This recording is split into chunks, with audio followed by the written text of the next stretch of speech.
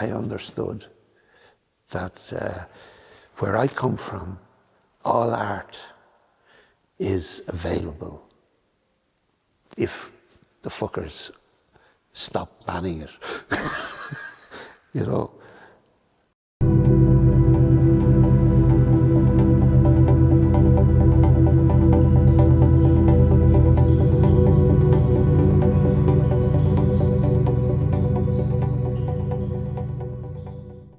I'm Brian Maguire. I'm a painter. I come from Ireland. I was born in Ireland. I came from a tiny terraced block in the centre of a small town. My father worked in the hardware business. He was a shop assistant in a hardware, so a very large hardware store that serviced the kind of general area. My mother was an orphan, came from Wexford, further south. My father was from the north, which was significant. I suppose the imbalance in my voice between my father and mother is that my mother's people were kind of gone. We didn't. There wasn't any location other than where she had been from. Whereas my father, there were still people where he was from. You could still go there and visit cousins and stuff. He was from the north, which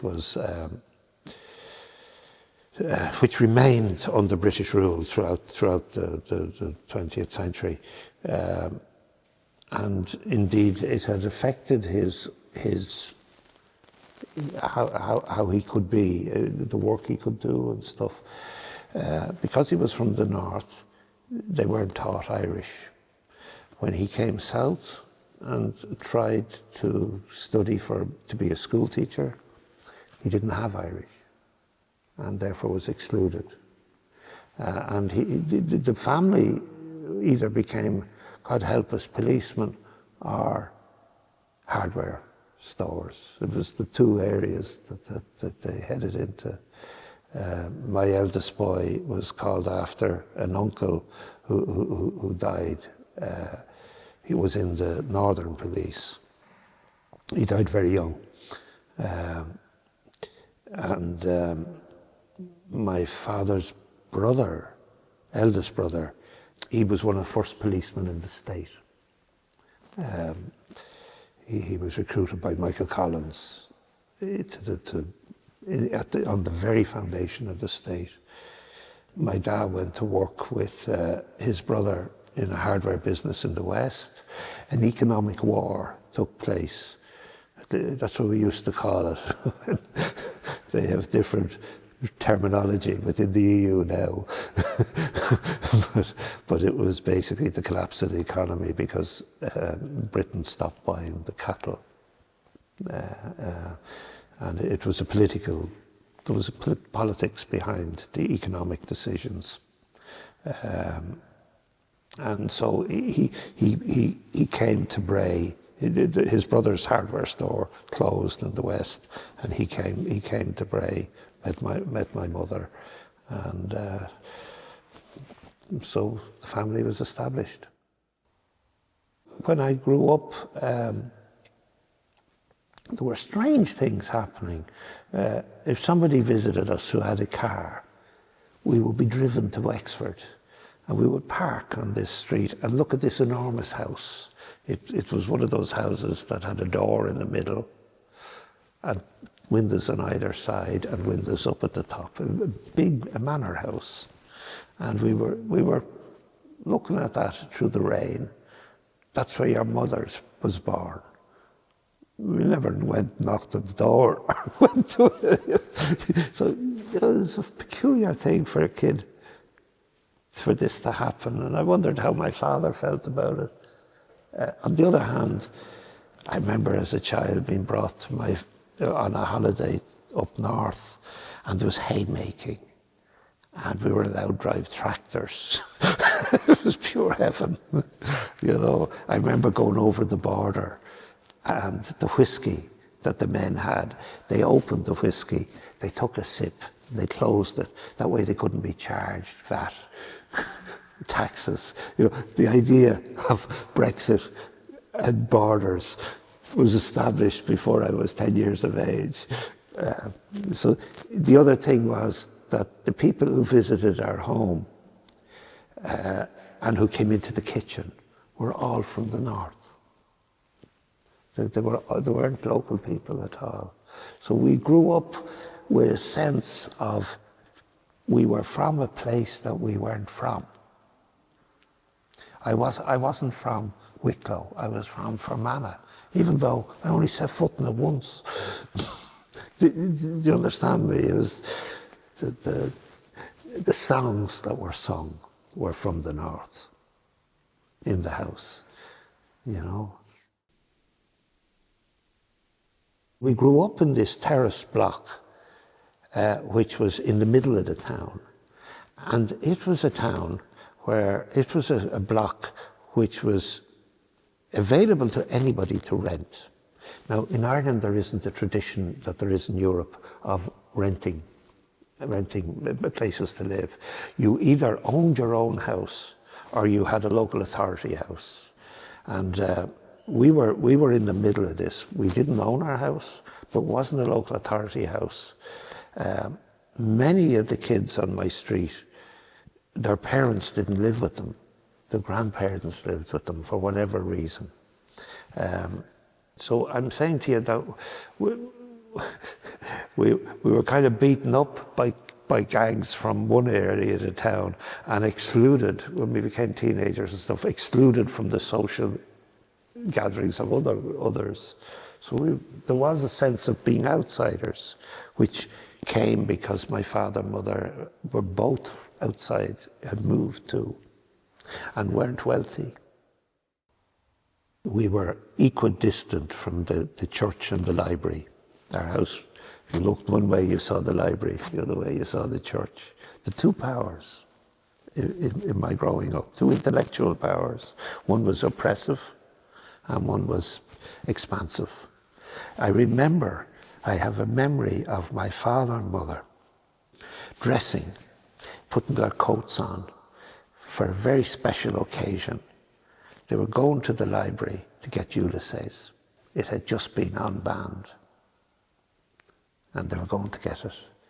This book written in Paris by this exile writer, in this small town, but this small terrace.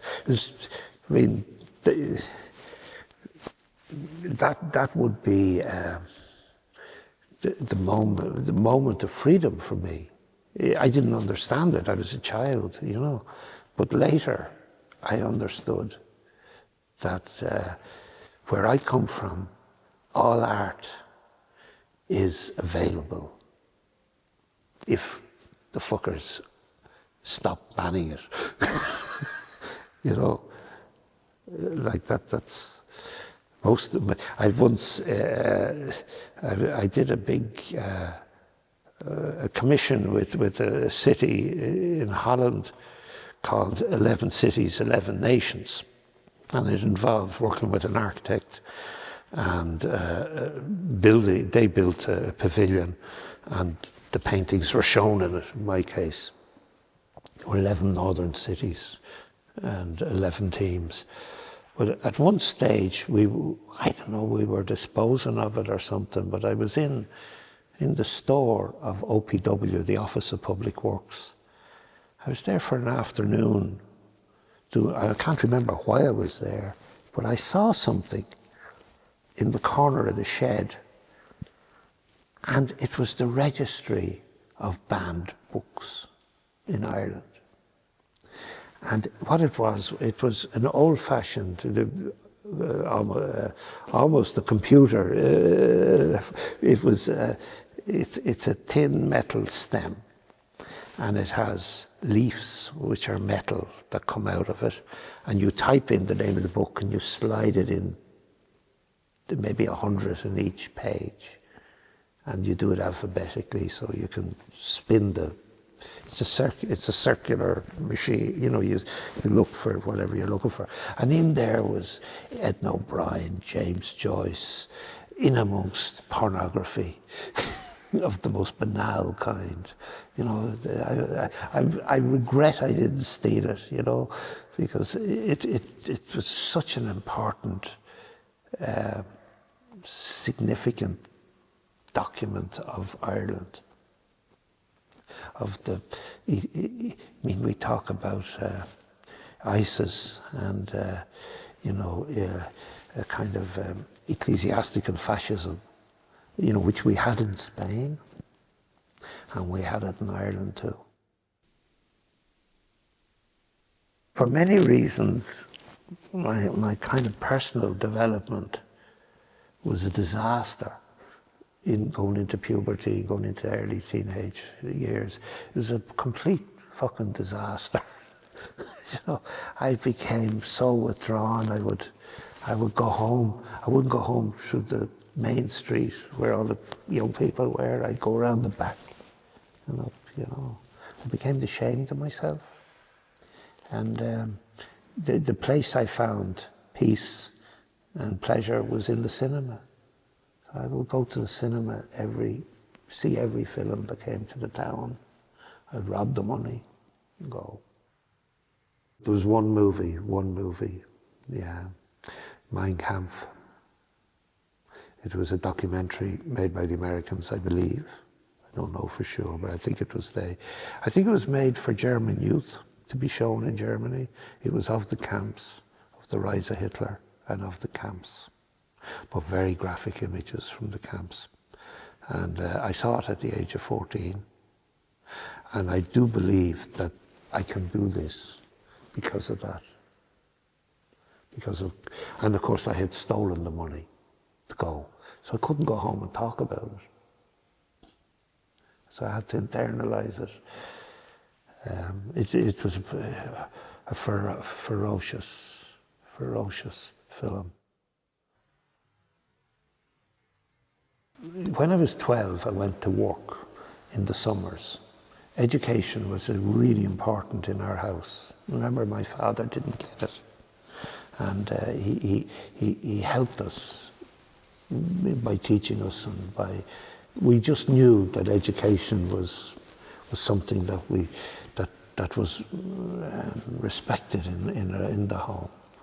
And but we still, if we wanted money or anything, we had to earn it ourselves. And you know, I was very headstrong. They didn't want me to go to work at 12, but I did, you know, and I got work. And by the time I was 16, I was working illegally in factories in England under my brother's identity.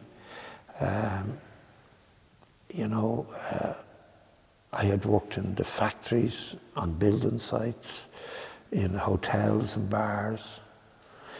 And so when I finished school, I had kind of fallen out with school around that time. I didn't have a good result. So there were no university. I didn't have enough to go to university.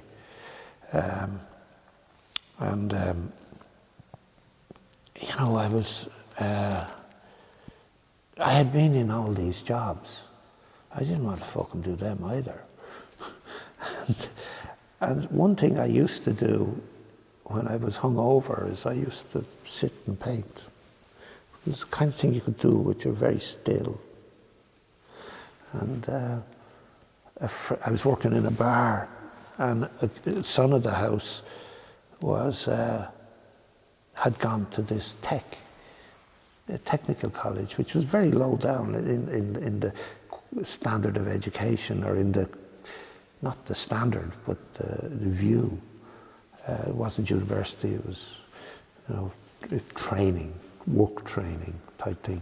But there was a Bauhaus course directly taken from the Bauhaus, from The Thinking Eye by Paul Klee. They had, a couple of men had taken the discoveries of that university and put them into a course and were teaching it. The Bauhaus was brilliant because Bauhaus was intelligent. It was, if you see it, it's there. And what do you see? Anyway, you know, like, it was fabulous education. It made fucking sense to me. I had studied chemistry. My brother had studied chemistry, and his books were in the house. And organic chemistry I had studied, which is where you examine something, you break a thing down, you break the world down into its elements, and examine each one. And eventually you begin to understand how the whole thing works together. There's a moment in which you get it.